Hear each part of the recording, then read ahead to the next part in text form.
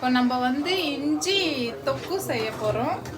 அதுக்கு என்ன செய்யணும்னா, இஞ்சி நல்லா உரித்து கொரன்னு அரைச்சி இந்த மாதிரி ஆயில் நல்லா ஹீட் ஆன பிறகு இந்த மாதிரி இஞ்சியை வதக்கணும்.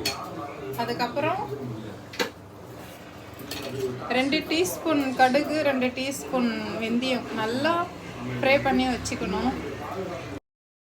வந்து நல்லா வதங்கிட்ட பிறகு கொஞ்சம் மிளகாத்தூளும் மஞ்சாத்தூள் உங்களுக்கு காரத்துக்கு ஏற்ற மாதிரி போட்டு இந்த மாதிரி நல்லா எண்ணெய் பிரிகிற மாதிரி வதக்கணும். நல்லா எண்ணெய் பிரிஞ்சு வந்துடுச்சு. இந்த ஸ்டேஜில் ஸ்லோ பண்ணிவிட்டு என்ன பண்ணணும், நல்லா புளி இந்த மாதிரி கட்டியாக கரைச்சி வச்சுட்டு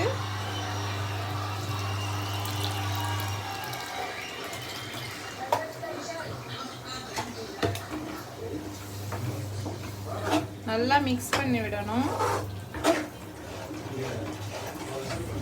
நல்லா மிக்ஸ் பண்ணி இது நல்லா எண்ணெய் பிரிஞ்சு வர அளவுக்கு மிக்ஸ் பண்ணிட்டே இருக்கணும் ஸ்லோவில். இப்போ இது இப்போ நல்லா எண்ணெய் பிரிஞ்சு வந்துடுச்சு. இதுக்கப்புறம் நம்ம என்ன பண்ணோம்னா ஒரு 3-4 ஸ்பூன் சுகர் ஆட் பண்ணிக்கணும். ஓகேங்களா? ஆட் பண்ணிட்டு நம்ம வந்து கடுகும் வெந்தயமும் கிரைண்ட் பண்ணி வச்சுருக்கோம், அதை போட்டுருந்தோம்.